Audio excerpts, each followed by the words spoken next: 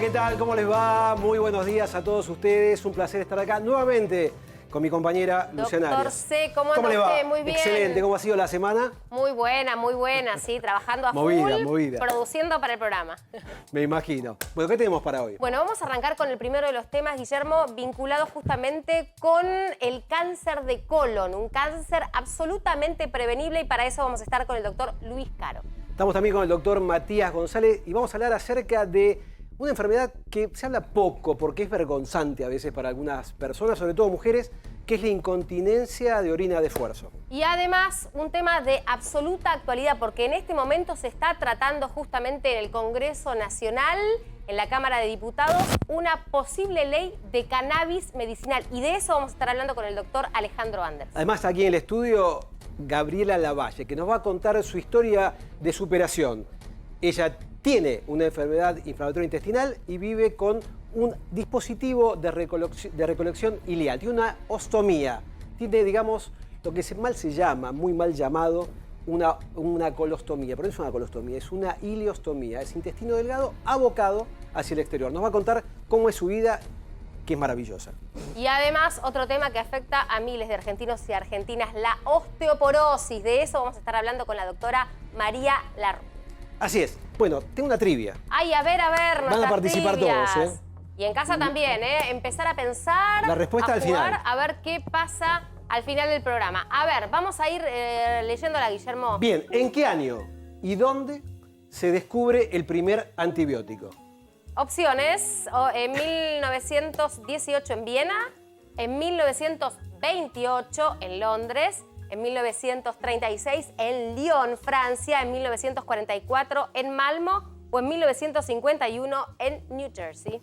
Ya pensaron. Bueno, quédense con la respuesta. Empiecen a pensar, ¿eh? Empiecen a pensar. ¿Sabe Acá que veo caras así como... El que gana tiene ese viaje que prometiste vos a Dubái, ¿no? Ese mismo. Bien, Ese ya. mismo. Se comprometió Luciana con todo eso. No me hagas quedar así. Bueno, quiero hablar de un tema que realmente preocupa y preocupa a las autoridades del Ministerio de Salud de la Nación. También te preocupa al mundo.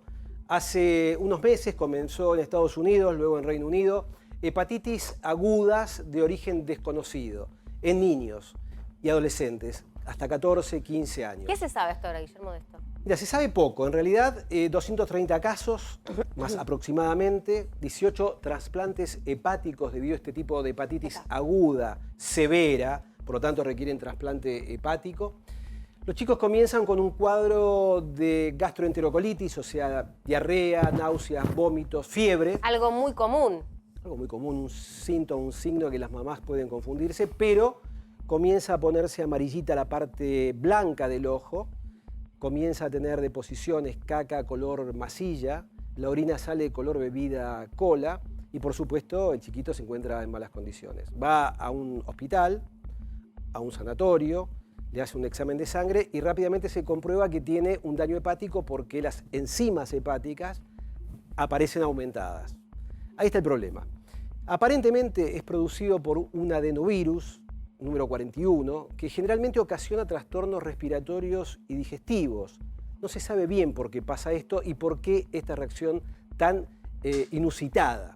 Una de las teorías que se está diciendo es que puede ser que los chicos tuvieron 2 años guardados con barbijo y cuando se exponen a este virus hace una reacción extremada, demasiado Virulenta, por así decirlo, y termina con una insuficiencia hepática. Es un problema, sin duda alguna, para el mundo porque hay mucha preocupación, pero algo importante quiero decir con respecto a esto, que no tiene relación con la vacuna contra COVID. Porque en un primer momento se pensó, ¿tendrá que ver con un efecto adverso de la vacuna? No, descartado absolutamente porque los 145 chicos que tuvieron este cuadro de hepatitis aguda de causa desconocida no estaban vacunados. Por lo tanto, esto no es así. Tenemos un caso en Rosario, bueno, estamos esperando a ver qué sucede con esto. Hay preocupación. No queremos alarmar, pero sí alertar. Ante un chico con dolor de abdominal, fiebre, con deposiciones claras, le miramos la conjuntiva del ojo a la luz del sol, está amarillenta y la orina color oscuro, bueno, hay que pensar que puede ser un cuadro de hepatitis. Bueno, vamos rápidamente entonces ya a compartir con nuestros invitados e invitadas de hoy el primero de los temas, el cáncer de colon. Decíamos, un cáncer absolutamente prevenible y para eso estamos con el doctor que nos va a hablar respecto. Estas son las credenciales del doctor Luis Caro. Gracias. Ahí vamos a repasarlas. Gracias por venir, Luis, muy amable. Al contrario. El doctor Luis Caro es médico de la Universidad de Buenos Aires, director general de GEDIT y director de la carrera de endoscopía digestiva de la UBA. Es chairman de screening de cáncer de colon en la Organización Mundial de Endoscopía y canciller de la Federación Argentina de Endoscopía Digestiva. Siempre me queda tu idea cuando decís que la cantidad de personas que mueren en accidentes de tránsito en la República Argentina es la misma cantidad de personas que mueren por cáncer de colon, y recién lo decía Luciana Arias, que es un cáncer prevenible. ¿Es así esto?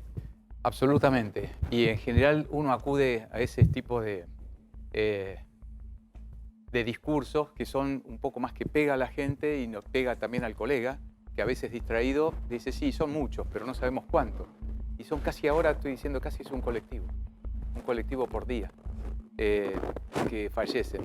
Y ahora también lo que estoy agregando es que es cierto que nos preocupa mucho los que fallecen, pero también es cierto que hay un montón de pacientes que son operados, que son tratados, quimioterapia, radioterapia, se curan, pero también queda no solamente un estigma en el paciente, una calidad de vida diferente, no digo mala, digo diferente, y por otro lado realmente es un pelotazo al presupuesto que alguien lo paga, ¿no? Un presupuesto Seguro. Nacional, provincial, municipal o de la familia. Así que sí. Y usted decía, lo mencionábamos recién, que se puede prevenir. Sí, ¿Por dónde empezaría esa prevención? Primero comentar que desde que el precursor habitual del cáncer es un pólipo. Un pólipo es una verruguita, una verruga que nace, un granito en la piel. Sí.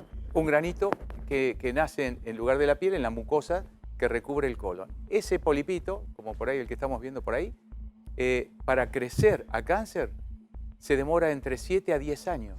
Así que sí es prevenible. ¿Por qué? Porque si nosotros encontramos el pólipo, ya sea por una investigación de una sangre oculta o directamente con la colonoscopía, eso nos permite retirarlo, quitarlo en el mismo momento que lo vemos. Y entonces es una batalla ya ganada y un paciente para ser realmente investigado, seguido, apoyado.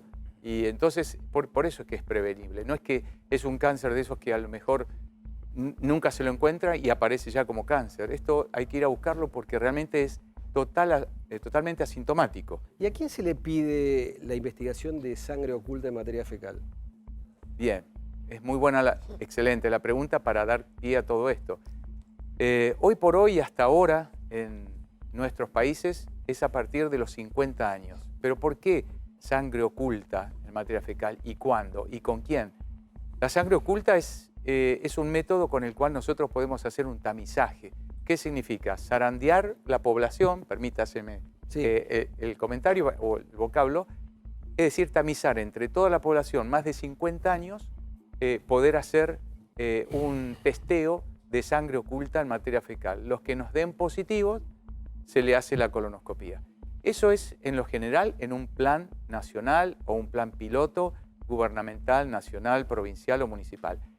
En el consultorio, en el día a día, es más complejo pedirle una sangre oculta y realmente el paciente, por lo general, cuando está delante nuestro, pide la colonoscopía directamente, ¿no?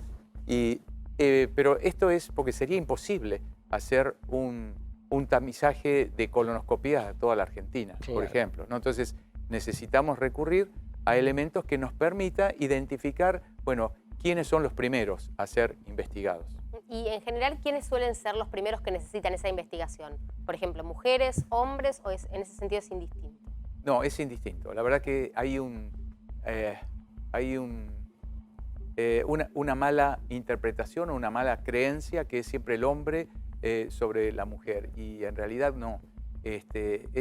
Prácticamente es igual. Es un 3.1 a 2.8.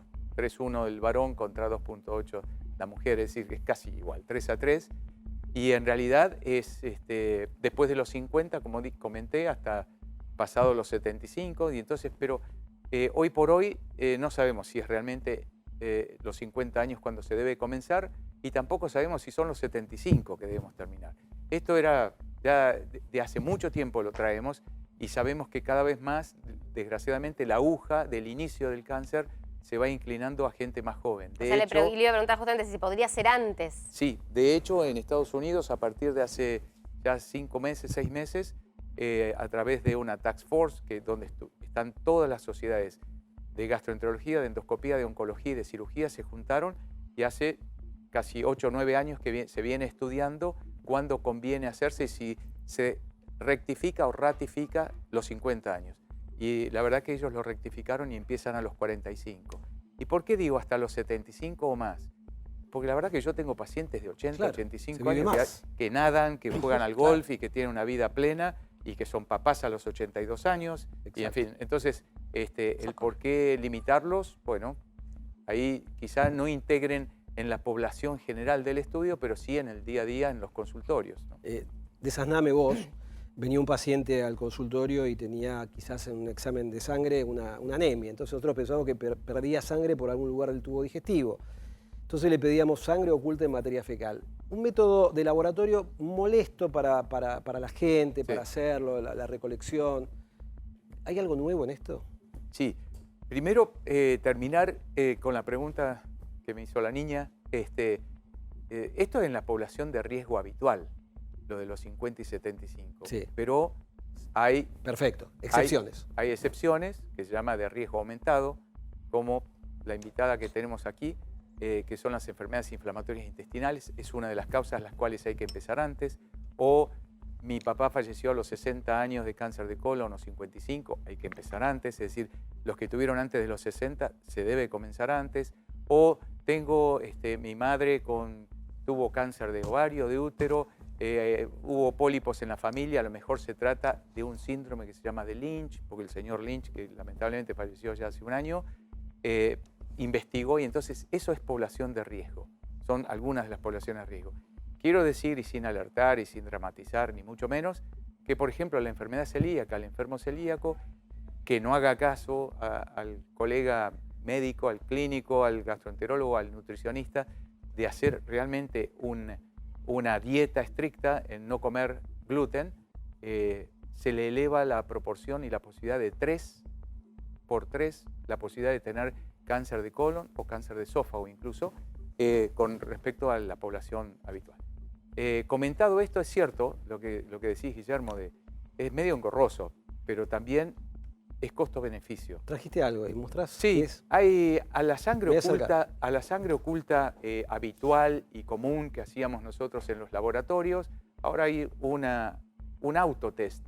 Es un autotest que se llama sangre oculta en materia fecal, FIT o Fecal Immunological Test. Es un test inmunológico que le gana al test común que se hacía en los laboratorios. Sí, le gana en que el test común tendríamos que hacer mucha dieta, no comer carne, no comer fiambres, no comer espinacas, en general una dieta muy estricta para evitar incorporar lo que tenga un poco de hierro o glóbulos rojos. En este caso, ¿qué se hace? Estos test, con lo que tiene en la mano derecha Guillermo, uno hace su evacuación en su casa, en general viene eso con una especie de papel donde lo coloca dentro del inodoro, hace su evacuación y eso lo pasa por la materia fecal, lo guarda y se lo lleva al laboratorio para que eso se mida en un aparato que hace la medición de ver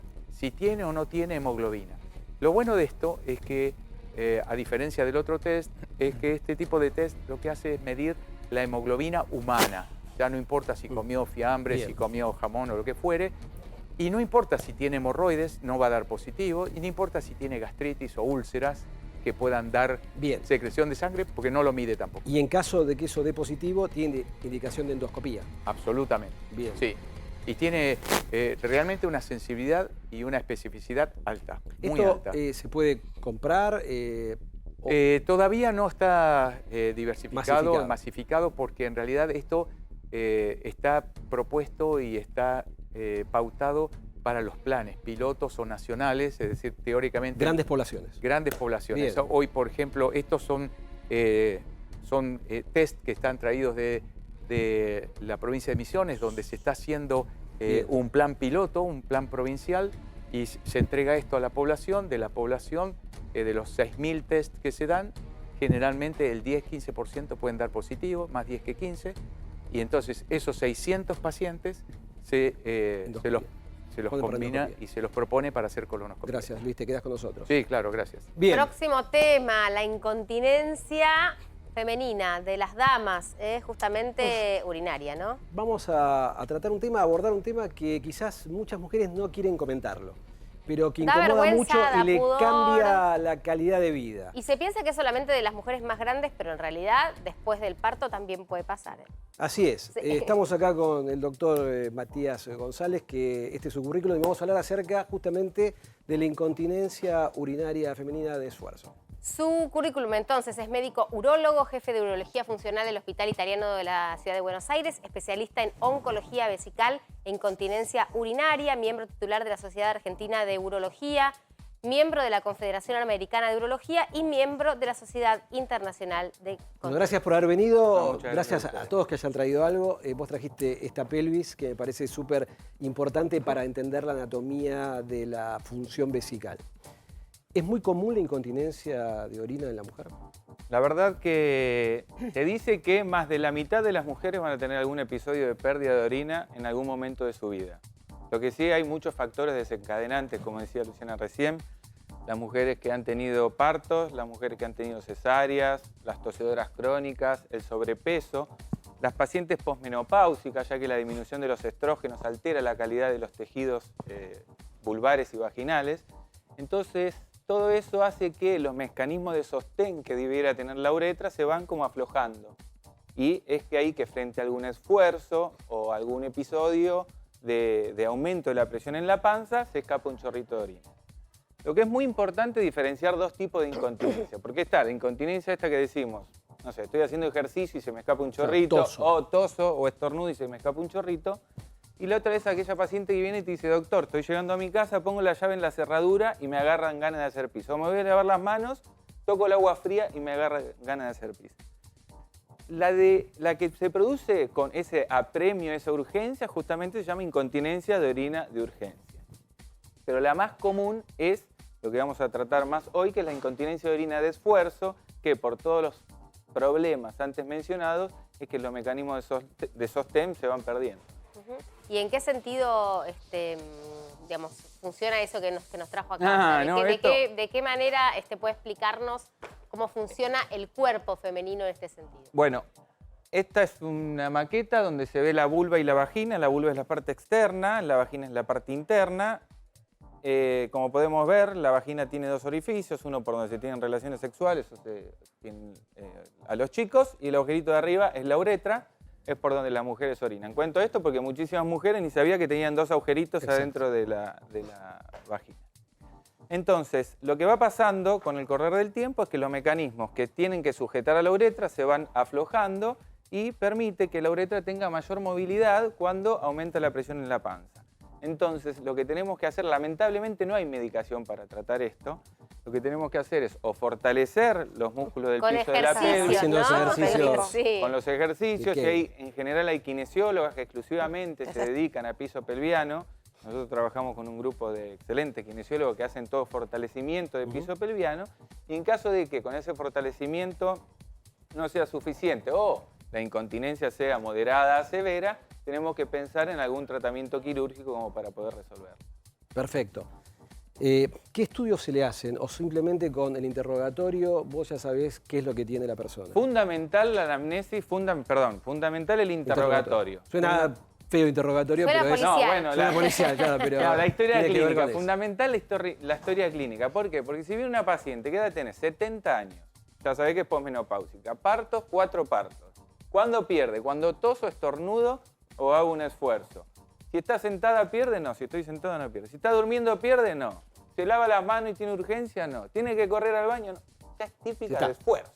Ya está. Por supuesto, tenés que descartar que no tenga elevado residuo posmiccional. El elevado de residuos posmiccionales es cuando una paciente va a orinar y le queda mucho pis en la vejiga cuando terminó de orinar, pero eso con una ecografía simple podemos descartarlo.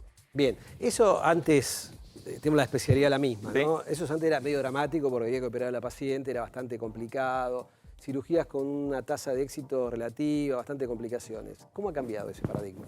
Desde hace unos 20 años más o menos ha salido una cirugía mínimamente invasiva que lo que permite es darle el sostén a la uretra, es decir, yo voy a utilizar una malla, que es una malla de polipropileno, es este tipo de malla, polipropileno macroporosa. ¿Por qué macroporosa? Porque se ha probado silicona, se ha probado un montón de cosas, pero que sea macroporosa permite que el organismo la integre, Adapte. claro, la integre, la tome como propia, y lo que hace es utilizar esta malla para que le dé el sostén a la uretra, por supuesto, por dentro, Adentro. con unas agujas, para que le dé el sostén y cuando la paciente haga esfuerzo, esto le brinde un apoyo, entonces la uretra no se mueva y no salga el chorro de orina. ¿Hay que hacer algún corte especial? Sí, lo que se hace es una incisión de 1,5 centímetros o 2, más o menos adentro de la vagina, y se pasan estas agujas que van a salir por ese corte. Por supuesto, esto va con anestesia, Sí, con anestesia. peridural Sí, o sí, sí, anestesia con general. anestesia. Ahí está, lo que hacemos es, sale Enganchar. la aguja. No veo, estoy de costado. Yo te tengo ahí acá. se va bien. Yo Ahí te está, tengo vos acá. tenés ahí. Vos enganchás acá Enganchás la malla ahí. Gire, gire, gire, gire, gire, gire, gire. y lo traes. Ahí está. Y la malla va a quedar así, hacemos lo mismo. Del otro lado. Lo mismo del otro lado. Por supuesto, este tiene un plástico para que corra mejor. Ahí estamos. Bien. Y lo que va a hacer es sujetar la uretra para que con los esfuerzos no esté la pérdida presente. Complicaciones. De la cirugía. Sí. Hay dos tipos de cirugías. Cuando se pierde mucho piso en pacientes jóvenes, que hay que tener cuidado porque una de las complicaciones es la dispareunia. La dispareunia es la dificultad en la relación sexual o el dolor o el malestar en la relación sexual. Entonces, cuando la paciente tiene mucha incontinencia o son pacientes jóvenes, la recomendación es poner una malla que en lugar de ir por acá por el costadito va por arriba. ¿Para qué? Para que tenga menos contacto esta malla con la mucosa vaginal, entonces el riesgo de dispareunia sea menor. Por supuesto que el mayor riesgo al ser mínimamente invasiva es o lesionar la vejiga, o lesionar la uretra, o tener alguna lesión vascular, pero que la verdad que el porcentaje de complicaciones de estos procedimientos es relativamente bajo y la tasa de éxito es superior a entre el 80 y el 90%. ¿Y Altísimo. en qué porcentaje de las mujeres que tenemos este tipo de incontinencia, yo no es que tenga, pero digo, Como mujer. Claro, como mujer, me sumo al colectivo, terminan en operación? Se decide eso. 17% de las pacientes que tienen episodios de incontinencia van a buscar algún tratamiento para poder resolver esa incontinencia, porque lo importante no es ninguna enfermedad, pero lo importante es que molesto. le altera la calidad de vida porque se escapa orina y trayéndole un problema higiénico y social, ¿no? Dos preguntas y cerramos. ¿Cicatriz queda algo por fuera o todo por dentro? Solo queda, acá utilizamos una incisión de no más de 1 o 2 milímetros, por lo tanto nada, y adentro sí le queda una cicatriz de 1,5 centímetros o 2 en el techo de la vagina. Si tomamos la vagina como si fuera un cilindro, en la parte alta, en el techo de la vagina, le va a quedar una cicatriz de unos 2 centímetros. Te tiro otra pregunta. ¿Cuándo se va de alta y cuándo retoma su actividad sexual? Son procedimientos que se hacen en forma ambulatoria. Lo que decimos es que traten de hacer esfuerzos importantes por entre 20 y 30 días para que no se afloje la malla. Se ha visto que a los 21 días, es decir, a las 3 semanas, la malla ya está fija Es el como momento. para poder hacer cualquier tipo de actividad. Y le decimos que cerca de los 30 días comience con las relaciones sexuales, por supuesto, siempre bien lubricada, porque puede ser que al comienzo tenga una irritación, malestar. Y por último, ¿tiene cobertura esto por Sí, la sí, seguridad social, prepagos? Sí, ¿En sí, hospital sí, público como- también se hace esto? Sí, sí, claro. Ya es un procedimiento que lleva más de 20 años, por lo tanto, y tampoco es muy costoso la Esa era la malla. pregunta Por lo que tanto, quería- claro, no es muy costosa ¿Qué la iba a malla. hacer? Bueno, Por lo tanto, se lo puede realizar. excelente. ¿Entendió? Sí, clarísimo, clarísimo. ¿Entendieron? Bueno, y a estar precavidas con este tema. Absolutamente. Hay que Pues se puede consultar. prevenir. Hay que consultar. Y hacer los ejercicios. Sí, sí. pero Tenemos si- que, si tenemos no que van, averiguar cómo sí. Pero si no van, Si no van, hay que sí, tomar la hay decisión que de animarse. operarse. Hay que animarse. Bien, Bueno, hablamos entonces los de temas. medicina canábica. Claro, cannabis medicinal. Decíamos, Guillermo, al inicio de este Doctor C, que se está tratando en este momento una ley justamente respecto de esta cuestión de cannabis medicinal. Ya hay otras vigentes, pero se está tratando una nueva y vamos a hablar respecto de esto con el doctor Anderson. Así es. Hoy me hablaba con el doctor Anderson, me decía que hay dos vertientes en esta ley y nos va a explicar de qué se trata. Ese es su currículum. Es médico de la UBA, egresado con diploma de honor, médico neurólogo hecha la residencia en el Hospital Ramos Mejía en el servicio de neurología, docente adscripto de neurología de la carrera de medicina de la Facultad de Ciencias Médicas de la UBA, director médico de INBA, Instituto de Neurología de Buenos Aires, presidente de la Fundación Neurociencias y además especialista en cannabis medicinal con posgrado en endocannabinología de la Universidad de La Vos sabés que hemos sido compañeros de facultad con el doctor Anderson. Muy bien. Sí, además hemos sido vecinos de barrio. Exacto. Digamos, a la Sí. vuelta. Bueno, estudiaban juntos. Mi matrícula es prácticamente la tuya, 65 Y 3 años, toda la unidad hospitalaria, cuarto, quinto y sexto año de medicina. Muy bien. Quiero Mucha decir que- anécdota de guardia. Quiero ahí, decir que el doctor Anderson se encuentra en perfecto estado, el doctor Anderson corre, es maratonista, Sí. está impecable, está inmaculado. El otro día subió la foto de sus compañeros del colegio y la verdad que estaba ilustrado. Gracias por venir. Gracias por invitarme. Bueno, cuando Willy. hablamos de medicina canábica, ¿de qué estamos hablando? Bueno, en realidad a la gente hay que explicarle que cannabis medicinal quiere decir utilizar los derivados de la planta de la marihuana como una herramienta terapéutica para tratar enfermedades o para tratar síntomas. Y también es importante entender que no se trata solamente de un gotero con aceite. A ver, hay muchas formas, porque los pacientes dicen, ¿este goterito me va a solucionar todos los problemas? No, porque este goterito puede tener muchas fórmulas químicas diferentes. Hay 750 sustancias químicas distintas en la planta de cannabis. Cannabinoides, que siempre estamos hablando del CBD y del THC, hay 120. Pero además hay otras cosas, terpenos y flavonoides. Plantas hay un montón. Hay 3 plantas que son como Adán y Eva. Cannabis sativa, índica y ruderalis. Pero hay 15.000 híbridos al día de hoy. Entonces tenés un abanico importante. Y todo esto no solamente es aceite. Puede ser un parche, un ungüento, una crema, una pomada, un spray que uno lo aprieta y lo usa sobre la mucosa bucal. Puede ser Comprimido. algo que vaporizás en un aparatito que se llama vapo. Hay realmente muchas formas farmacéuticas distintas, hasta cápsulas de liberación tenés. Entonces, este mundo nuevo que se abre con diferentes fórmulas y formas químicas, todas derivadas, como les decía, básicamente de la planta de la marihuana, corresponden a una nueva especialidad que es la endocannabinología. Alejandro, ¿en qué casos se recomienda utilizar este tipo de, digamos, de medicina o de tratamiento? Porque muchas veces los propios colegas de ustedes son reticentes, incluso cuando los pacientes les vienen a preguntar, son reticentes. ¿En qué casos? Mira, cuadra? todo esto está en desarrollo. Imagínate que tenemos ahora, hasta estamos discutiendo la ley, pero esto empezó, te diría, como punto de partida, si querés, el 2001 en Canadá, que acuñan el término cannabis medicinal. Por supuesto, hubo muchas investigaciones muy importantes de Israel para que se pudiera llegar a esa situación. Pero, ¿qué es lo que tenemos más cercano? Año 2018, hace poco, la FDA autoriza por primera vez un medicamento derivado de la planta de marihuana. Ese medicamento, que es el Epidiolex, ¿para qué lo autorizó? Para 2 tipos de epilepsia refractaria pediátricas. Y así se comenzó. Después la lista de epilepsias refractarias pediátricas fue creciendo, se agregó por supuesto el mundo también de la neurología de adultos y después, por fuera de la epilepsia, empezaron a aparecer otras patologías. Empezó a aparecer el autismo o TGD. También tenemos, por supuesto, mucho escrito sobre otras patologías. Tenés el dolor oncológico y no oncológico, todo un mundo. Imagínate, fibromialgia, neuralgia, por ejemplo, neuralgia del trigémino, pero el dolor oncológico todos lo conocemos, lo de los pacientes terminales, el sufrimiento que tienen. Y acá es importante tener en cuenta que todo este mundo del cannabis, y podría seguir con la lista, no necesariamente desplaza a los otros medicamentos, sino que son herramientas terapéuticas que se tienen que integrar a las que ya tenemos.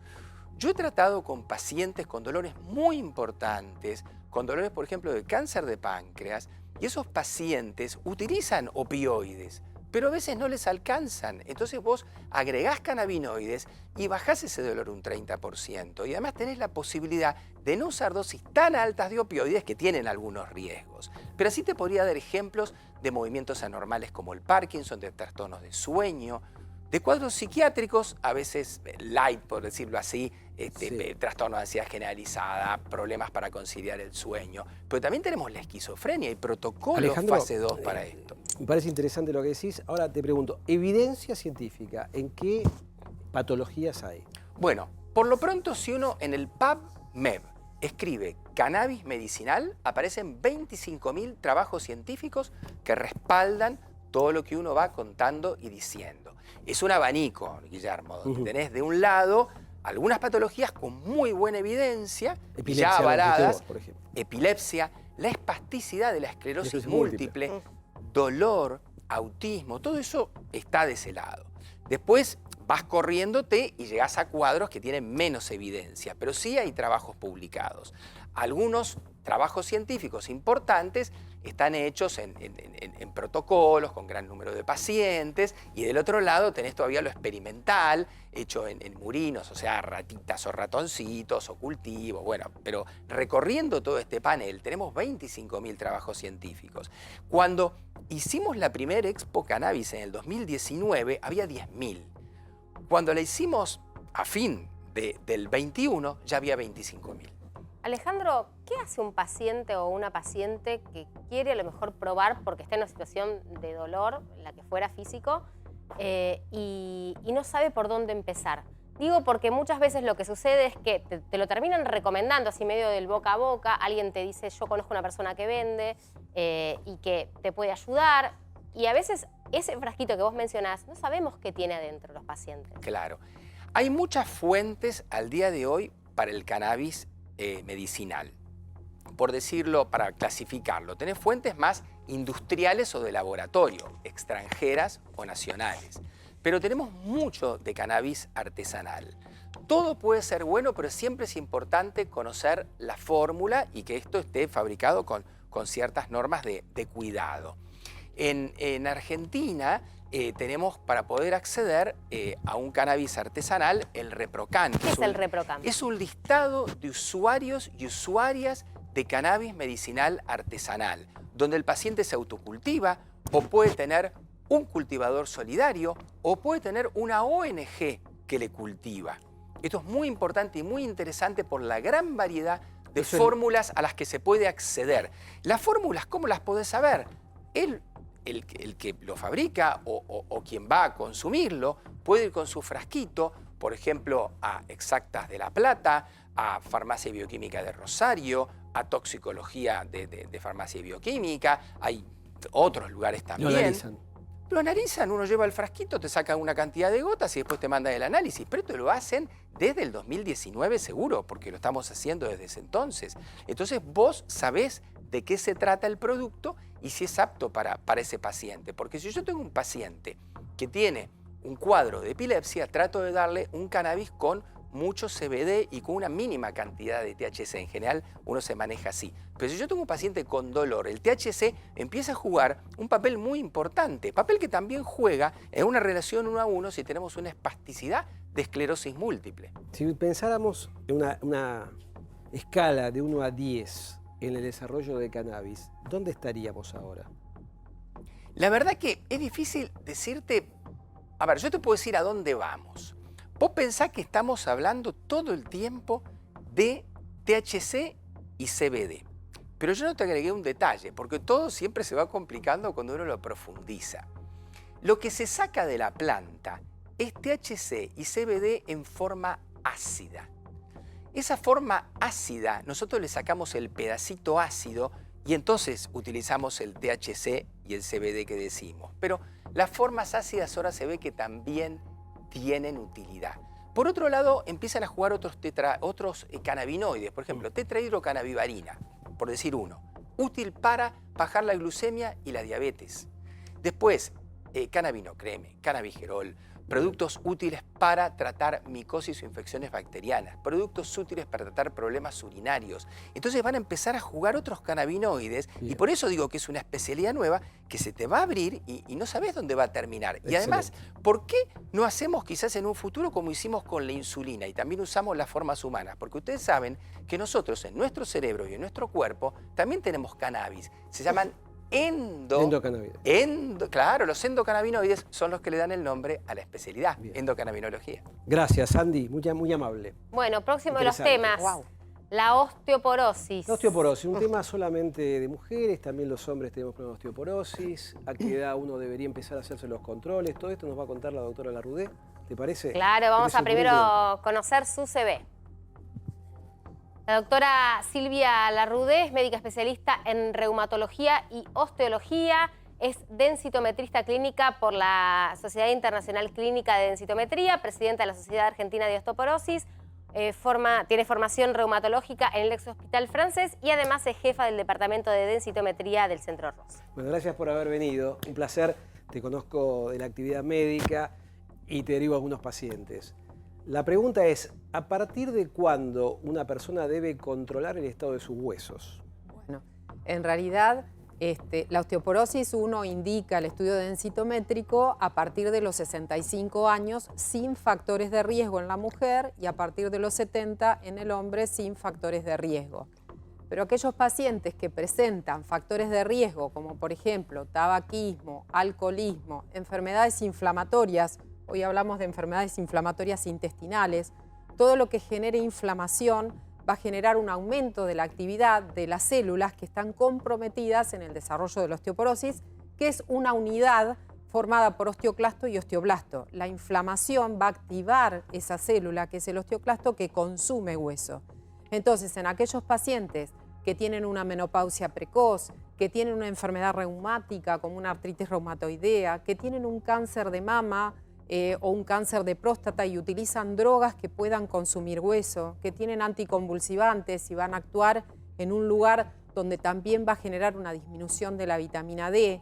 Entonces, son un montón de factores que van a hacer que uno tenga que tener en cuenta o que tengan fracturas, ¿sí? Fracturas por fragilidad. Entonces, en esos pacientes hay que investigar la osteoporosis.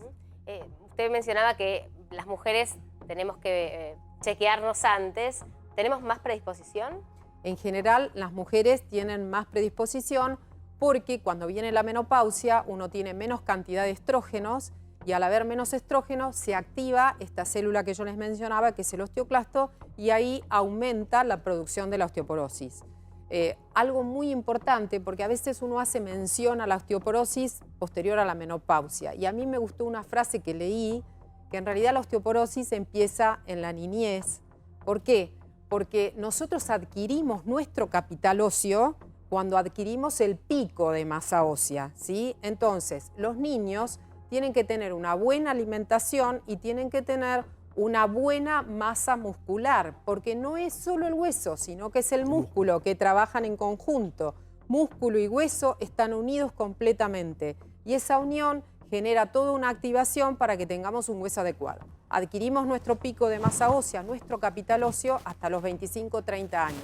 Entramos en meseta y en la mujer, cuando aparece la menopausia, hay un descenso. Habitualmente perdemos masa ósea, entre un 1 y un 2%. Y van a aparecer características, genéticamente uno tiene una predisposición. Después va a haber enfermedades que van a hacer que uno tenga esa osteoporosis mayor. Y cuando llegamos a la adultez en pacientes mayores, aumenta otro elemento negativo, que es la grasa, que se incorpora dentro de la médula ósea y eso hace que tengamos menos osteoblastos y que tengamos menos células musculares o mioblastos y aumenta el bajo grado de inflamación crónica, ¿sí? Entonces tenemos factores para mayor desarrollo de la osteoporosis. ¿Hay algún medicamento y algún factor de riesgo externo aparte de la genética? Medicamentos que puedan afectar la masa Exacto, ósea. masa ósea. El principal es el corticoide. El corticoide es una droga que después de un tiempo, habitualmente son en una dosis mayor a 5 miligramos por día, e inclusive en estudios epidemiológicos de Bansta, por ejemplo, con 2,5 más de 3 meses, se genera una alteración de este ciclo de remodelado óseo y se pierde masa ósea. Y ojo con los inhalatorios, los corticoides. A ver, explícame eso porque yo soy un defensor de los corticoides inhalatorios diciendo que no genera un trastorno sistémico. En realidad, hay entre 800 a 1000 microgramos de budesonida pueden generar una alteración y una disminución de la masa ósea. Bueno, y en realidad lo que hay que ver en el tiempo es cuántos ciclos de estos corticoides inhalatorios se aplican, y muchas veces en las patologías respiratorias se emplean también corticoides por boca. Entonces, en el tiempo, además de generarse la osteoporosis, puede haber una insuficiencia adrenal.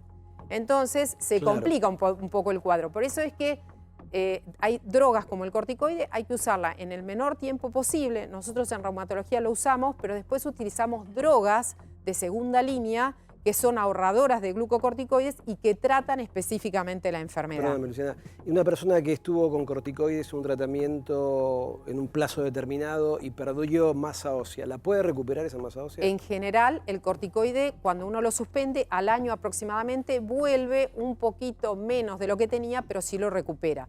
Lo que hay que hacer es prevención. Si yo voy a utilizar glucocorticoides, tengo que comer sin sodio para no retener y no hacer el intercambio con calcio, hacer actividad física, consumir calcio, entre 1000 a 1200 miligramos de calcio por día, y de acuerdo a la valoración densitométrica, veré si tengo que utilizar una medicación, y tengo que tener también en cuenta la edad del paciente. El riesgo de fractura no es igual en una paciente de 50 años que en una de 70.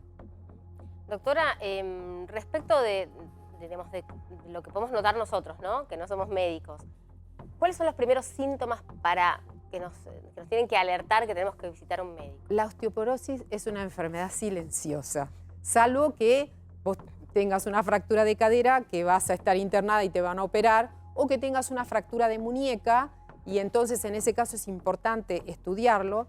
Pero hay una fractura que es muy importante y que es asintomática, que es la fractura vertebral. Entonces, poder diagnosticar esta fractura es sumamente importante. Si yo diagnostico una fractura en forma aguda, hay ahora un término que utilizamos que es el riesgo inminente de fractura. Volver a fracturarte en los primeros 2 años implica un alto riesgo, y es ahí donde uno tiene que optimizar el tratamiento. Paciente que se interna para una fractura de cadera debería salir con un tratamiento para osteoporosis, que muchas veces no se realiza esto, porque el paciente llegó a la fractura porque no tuvo tratamiento previo. Quería preguntarte con respecto a si esto tiene cobertura por las obras sociales, los prepagos, a partir de determinada edad. Sí, los tratamientos para osteoporosis tienen cobertura, lo que pasa que hay que estratificar al paciente de acuerdo al riesgo, y tenemos diferentes tipos de tratamientos, lo que nosotros llamamos anabólicos, que son drogas formadoras de hueso, que son las más costosas y que a veces nos cuesta más tener la autorización, y tenemos que estratificarlas como de muy alto riesgo o alto riesgo, y las terapias antirresortivas, que es lo más habitual, que muchas veces hablamos de los bifosfonatos, claro, la pastillita mensual o la pastillita semanal, pero que no deben ser tomadas en forma de por vida, porque la expectativa de vida del paciente es mucho, y también son drogas que tienen eventos adversos. Hay que analizar el paciente, su edad, el momento de la osteoporosis. Bien. Y siempre acompañado de calcio y de vitamina D en aquel paciente que es deficiente. Excelente, María Silvia, muchas gracias. ¿Qué te pareció? Muy interesante. bien. Hoy muchas cosas para aprender, muchas cosas. Sí, me parece que le voy a tener que hacer un par de preguntas después del aire a la doctora. Tenemos la trivia nuevamente. Sí, claro, vamos a repasar este juego de hoy en Doctor C. ¿En qué año y en dónde se descubre el primer antibiótico? Opciones. 1918 en Viena, 1928 en Londres, 1936 en Lyon, 1944 en Malmö, Suecia, o 1951 en la ciudad de Nueva Jersey. ¿Ya tienen sus decisiones tomadas? Bien, bien, acá parece que ya estuvieron... Ya saben. Ya estuvieron eligiendo, sí. Bien. Bueno, momento de una pausa, pero antes... ¿La respuesta? No. Estoy ansioso. Vamos a hablar con Gabriela Lavalle, una historia de vida, de superación. Gabriela tiene una enfermedad inflamatoria intestinal y nos va a contar cómo lleva su vida ahora, una vida absolutamente intensa y feliz. Vamos a la pausa, ya venimos.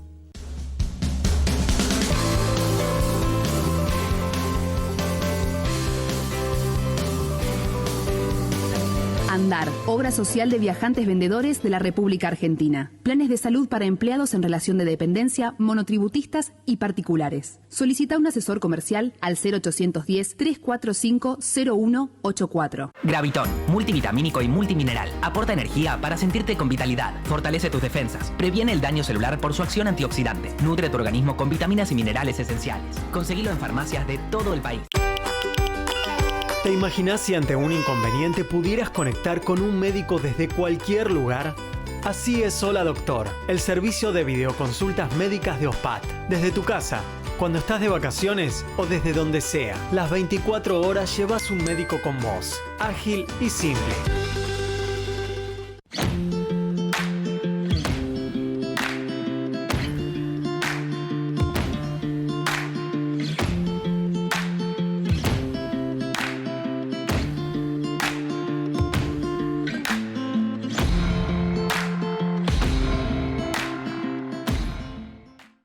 Si por un tema de salud, tu mente está en un lado y tu cuerpo en el otro, lo que necesitas para que vuelvan a estar juntos es Scam Doctor, la telemedicina de Medife desarrollada con Google Cloud y el respaldo de Sanatorio Finoquieto. Medife está conmigo.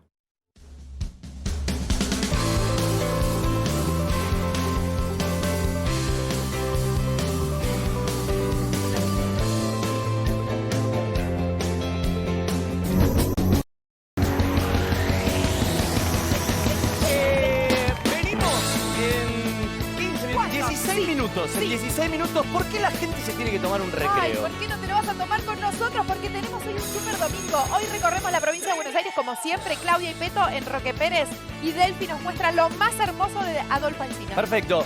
Duelo de payadas. Ay, cómo está el duelo de payadas en toda la provincia de Buenos Aires con el señor Juan Carlos Payalungo. Hoy tenemos duelo de payadas, así que no se lo pierdan, ¿eh? Además, hoy en Recreo, un episodio inédito, escucha bien, del Chavo del 8. ¿Es real que esto te lo dio Dani Ambrosino? Dani Ambrosino me dio un episodio. Sí, como dijiste vos, ya lo vamos a ver dentro de un ratito, por eso la gente se tiene que tomar un recreo. Y mirá lo que tengo atrás, mirá lo que tengo atrás. Hoy toca en vivo Banda 21. Sí. Ya venimos. 15 minutitos, dale.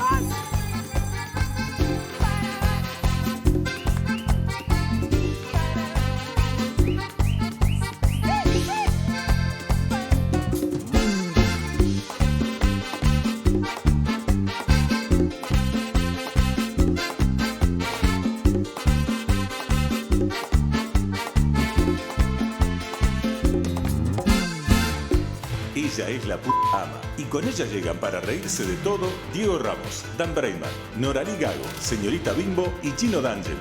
LPA, la ama. Llega Flor Peña desde el 9 de mayo a las 22 por América. Hay muchas fuentes de energía. Están los que se recargan con una ducha helada y los que saben que está en un anillo. Cuando necesites un mayor rendimiento intelectual, llega Vago Más Activamente, un suplemento vitamínico con nutrientes que ayudan a mantener los procesos de concentración y memoria. Vago Más vos. Llega LPA, la ama. Llega Flor Peña este lunes a las 22 por América. Estamos cambiando nuestra forma de comer, pero a otros el cambio les cuesta un poquito más. Por ejemplo, los taperianos, que cocinan el lunes y comen lo mismo hasta el viernes. Arroz con pollo, de postre. Vos podés cambiar tu forma de comer. Mientras tanto, unas gotitas de Vago Hepat alivian la pesadez y el malestar estomacal. Vago Hepat, las gotas digestivas de Vago. Uy, amigo, ¿qué pasó? No, quedé mal del partido del otro día. No sé si estoy para jugar.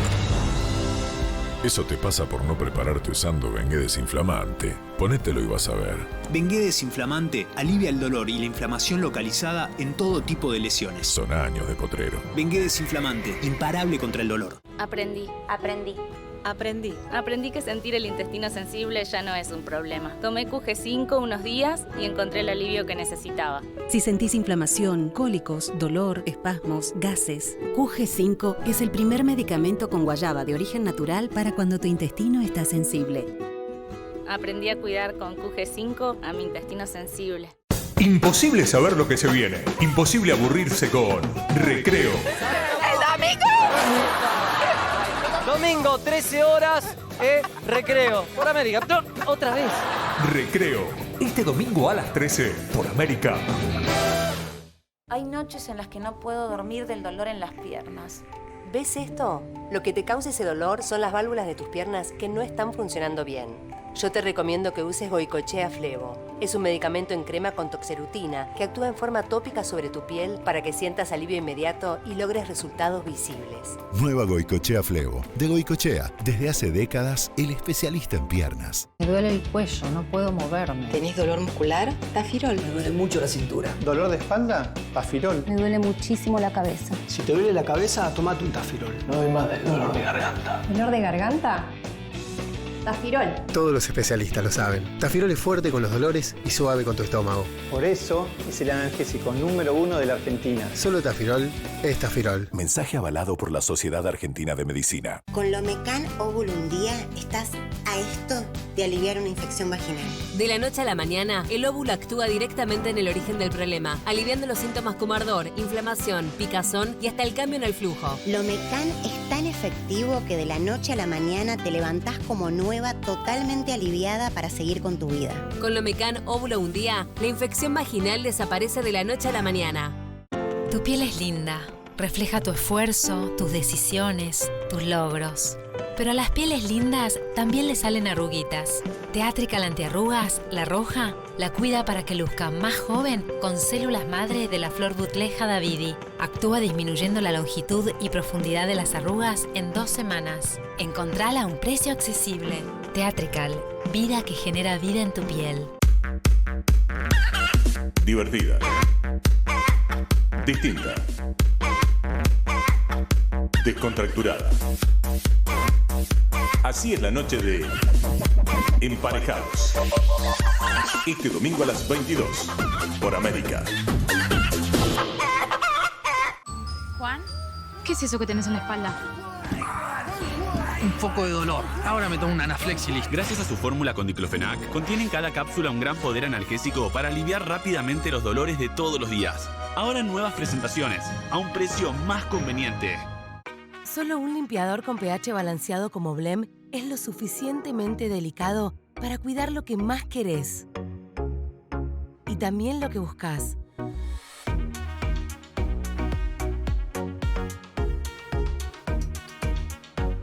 El nuevo Blem con fórmula de pH balanceado limpia sin dañar las superficies. Marca número 1 en el cuidado de muebles. Blem, renovate. SC Johnson, una compañía familiar.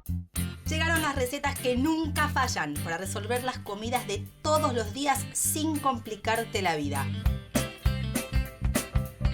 Con platos rápidos, ricos y saludables para disfrutar en familia. Además, con cada edición, un accesorio de cocina para armar un super kit que se va a convertir en tu aliado ideal a la hora de cocinar. Encontrá en el kiosco las recetas de Chantal y tu nuevo ayudante de la cocina a 799 pesos con 90. Clarín.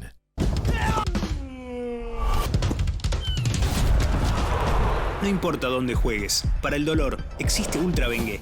Ultra Bengué tiene doble acción porque tiene lidocaína, que anestesia la zona al contacto, y naproxeno, que alivia el dolor y desinflama los músculos. Ultra Bengué, donde sea, imparable contra el dolor. Tenías razón, Chueco. Tafirol cápsula blanda es buenísimo. Te lo dije, ¿o no? Y cuando necesite de nuevo, ¿cómo hago? ¿Te aviso al pager? Pager. No, Chueco, no tengo. Dale, Chueco, tenés que actualizarte un poco, así no va. Tafirol Plus Rápida Acción, con toda la velocidad de su tecnología líquida, disminuye la inflamación y alivia los dolores musculares más intensos. Hay preguntas difíciles para hacer, hay preguntas fáciles para hacer, hay preguntas profundas, simples, inentendibles, hay todo tipo de preguntas. Nosotros volvemos para intentar darle respuesta a todas. Animales sueltos. Este lunes a las 23:30 por América.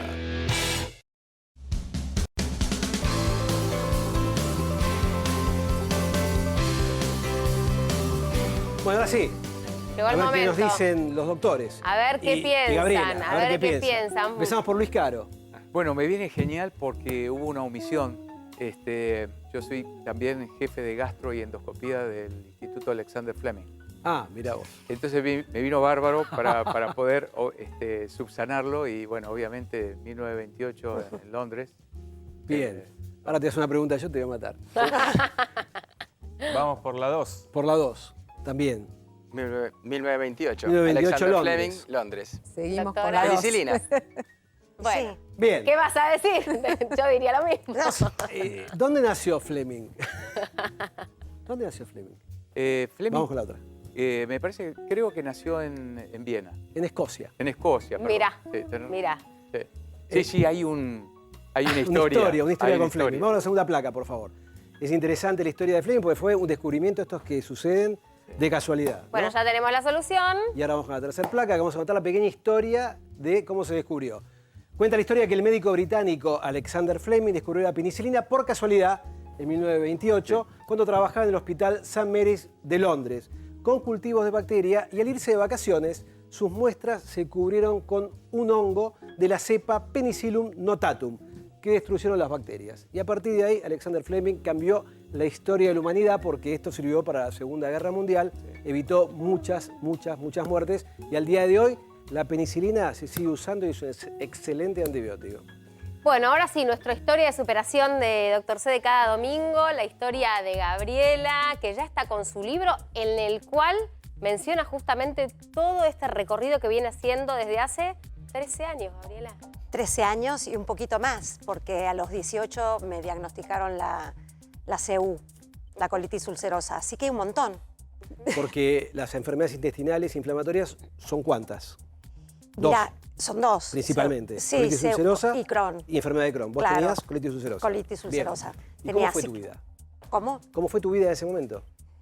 La verdad es que mi vida fue bastante... muy buena fue.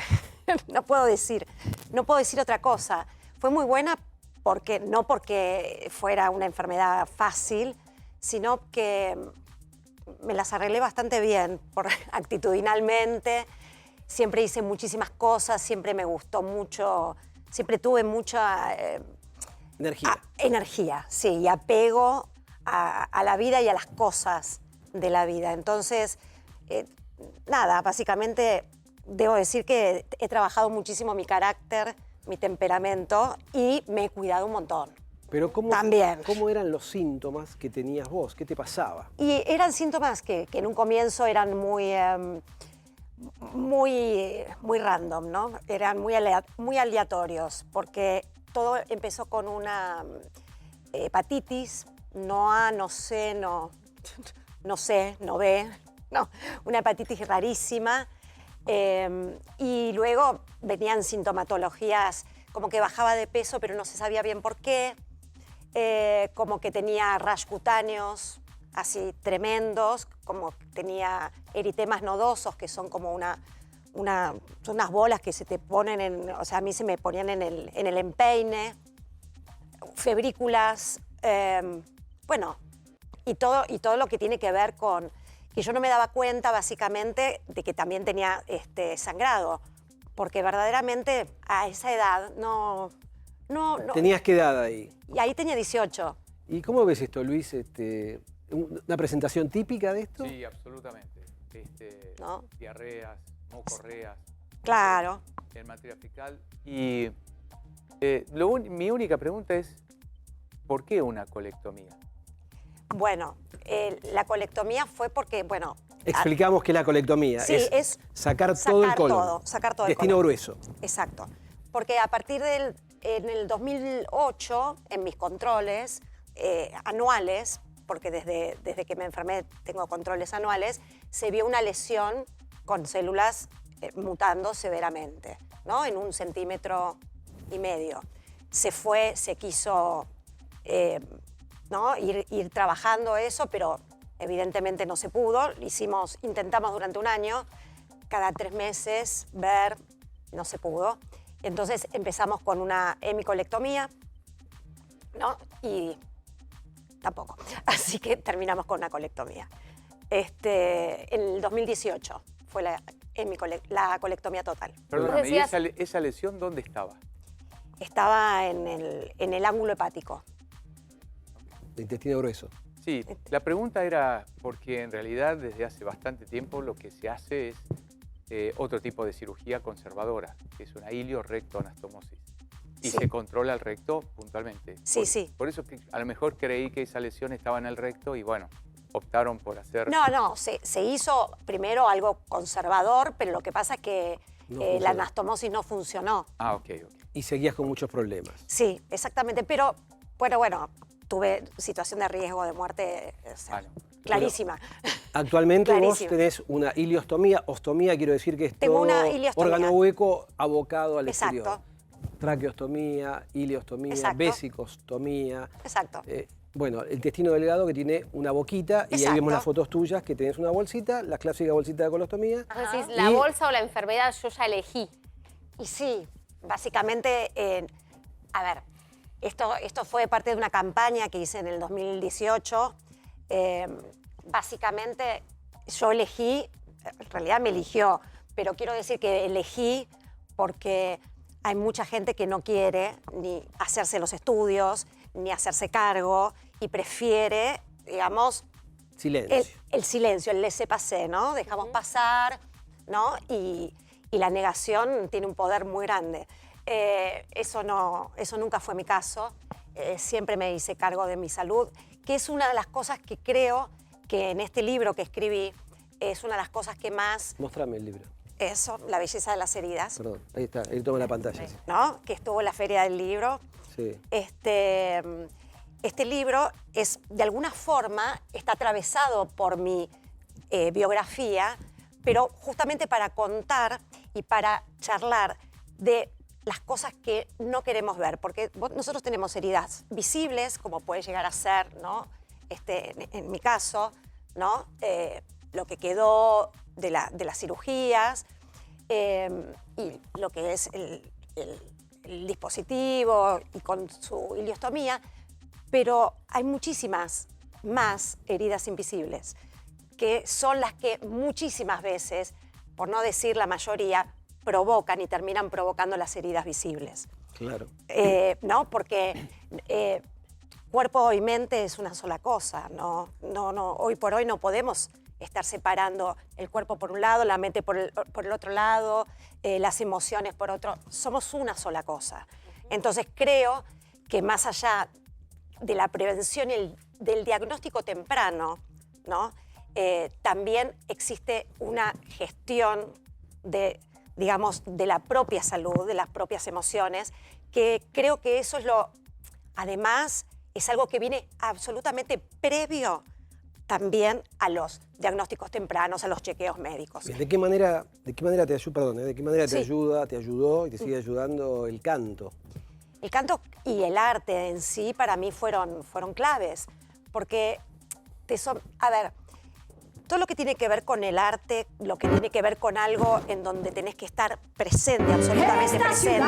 Está embrujada. Ahí te estamos viendo cantar. Yo decía, ¿qué pasó? ¿Qué pasó? Estaba cantando. Bueno, toda actividad que tenga que ver con el arte, con el momento presente, ¿no? Como estar pintando, como estar escribiendo, como estar cantando, como estar tocando un instrumento, realmente trabaja la quietud de la mente. Te trae al aquí y ahora. Te trae el aquí y ahora, sí, y trabaja la quietud de la mente, ¿no? También el deporte, el baile, también yo bailé muchísimo y seguí bailando después de ostomizada. No hay cosa que haya dejado de hacer.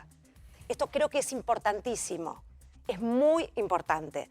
A mí me ostomizaron en el 2009 y creo que las mejores cosas que hice artísticamente fueron a partir de ahí. Fueron a partir de ahí. ¿Por qué? Porque claramente me sentí mejor. Porque por más que, o sea, la enfermedad intestinal estaba controlada, ¿no? Es algo que está ahí, que está operando Con desde lo la que sombra. convivías. Claro, opera desde las sombras. Hay cuestiones también que hay que tener en cuenta que tienen que ver con el estado anímico, ¿no? Porque toda cuestión en el colon y en el intestino también genera bastante cuadros de depresión subclínica. Claro. ¿No?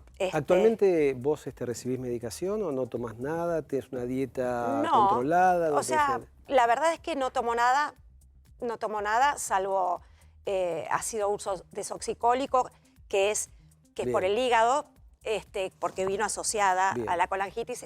Soy un contento, ¿verdad? Bien. Claro. Bueno.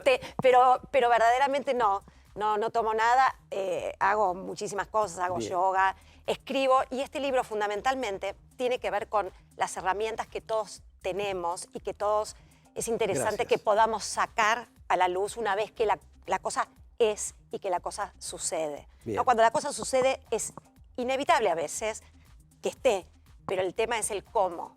El cómo nos encontramos con ese qué.